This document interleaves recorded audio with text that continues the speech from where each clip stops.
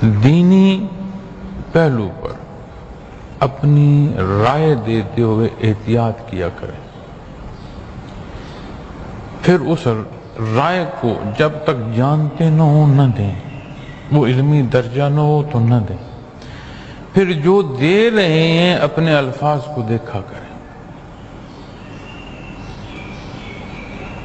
ورنہ وہ صورت بغیر علم، اسی آیہ کریمہ کا جو پہلے سے ہے نا جہالت کا، اس میں چلی جائے گی۔ اور موضوع کیا ہے؟ دین اسلام۔ اللہ کریم کا بہت بڑا احسان ہے کہ اللہ کریم نے یہ وطن عزیز عطا فرمایا، بے شمار تکالیف کے بعد اور ہر آنے والے دن میں بے شمار مسائل کے ہوتے ہوئے اللہ کا احسان ہے کہ یہ ملک رواں دواں ہے۔ بے شمار پہلوؤں سے اسے خراب کرنے کی، اس کی بنیادیں اکھیڑنے کی کوشش کی۔ دہشت گردی کی علامات آپ دیکھیں کہ معصوم بچوں تک کو نہیں چھوڑا گیا۔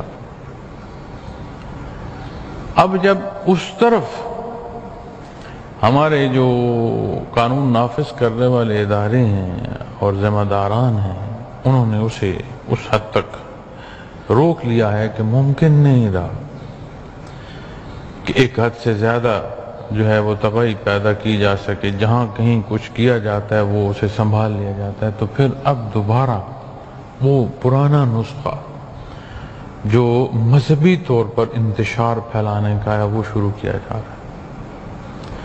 اب جب عمومی اس آج کے سوشل میڈیا پر یہ جو میڈیم ہے یہ رابطے کا، چونکہ بندہ روبرو تو ہے کوئی، تو اس پر جب مزید تلخی کا میں اور آپ سبب بنتے ہیں تو یہ انہیں تقویت دیتی ہے بات جو دین اسلام کے خلاف اور وطن عزیز کے خلاف جو کوشش کر رہے ہیں اور اپنی بدنیتی جو ہے وہ دکھا رہے ہیں، ان کی باتوں کو ہماری یہ تلخیاں تقویت دیتی۔ اب کہیں کا کوئی نظام بھی ہو، جہاں افراد ہوں گے، ان کے نظم و نسق کے لیے ضروری ہے کہ انتظامیہ بھی ہو اور انتظامیہ کا جو انتظام ہے وہ مربوط ہو، مضبوط ہو۔ اور جب یہ نہیں ہوگا تو بے شمار تلخیاں پیدا ہوں گی۔ اور اللہ ہمیں معاف فرمائے، ہم نے عمومی دینی پہلوؤں سے بات لے کر صحابہ کرام رضوان اللہ علیہم اجمعین تک، خانواد رسول صلی اللہ علیہ وسلم تک، حتیٰ کہ آپ صلی اللہ علیہ وسلم کی ذات، اور ایسی ایسی باتیں جو اللہ جل شانہ کی حضور گستاخی ہے، کوئی حد نہیں چھوڑی۔ اب ان ساری پہلوؤں اور ان ساری باتوں کا ذمہ دار کون ہے؟ اپنے اپنے حصے کے مطابق ہم سارے ذمہ دار ہیں۔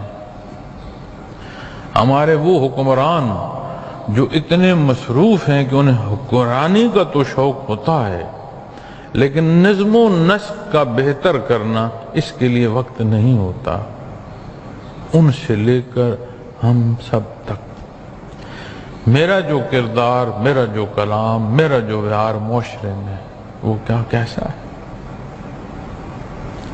تو یہ بہت باریکیاں ہیں جس کے تدارک میں ہم سب نے اپنا حصہ ادا کرنا ہے، جس کی جو حیثیت ہے، جو جہاں بیٹھا۔ اور اللہ جل شانہ ان بدبختوں کو جو تجاوز کرتے ہیں، ان شیطان کے چیلوں کو جو اتنے برے الفاظ دین اسلام کے لیے، دین حق کے لیے اور ان ہستیوں کے لیے جن کی جوتیوں کی خاک پر بھی جان قربان ہو، گستاخیاں کرتے ہیں،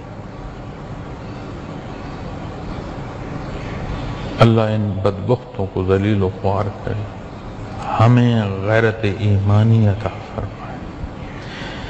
یہ کمزوری کی دلیل ہوتی ہے۔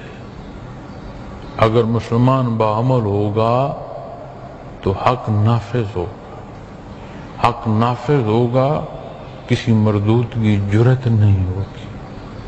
اور جب معاشرے میں عمومی ہر کوئی اپنی سمجھ کے مطابق انصاف کرنا شروع کر دے، فساد پیدا ہوگا۔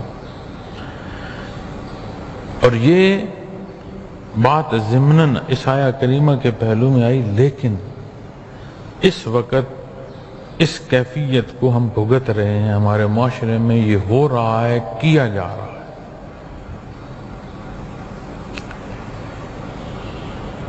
اللہ کے حضور حاضر ہونا ہے بھائی، جو یہ تجاوز کر رہے ہیں وہ بھی وہاں ہوں گے، جو ذمہ دار ہیں وہ بھی وہاں ہوں گے۔ اور اللہ کریم فرما رہے ہیں فَيُنَبِّئُهُمْ بِمَا كَانُوا يَعْمَلُونَ، ایسے نہیں کوئی بات، جو کیا ہے نا وہ تمہیں بتلایا۔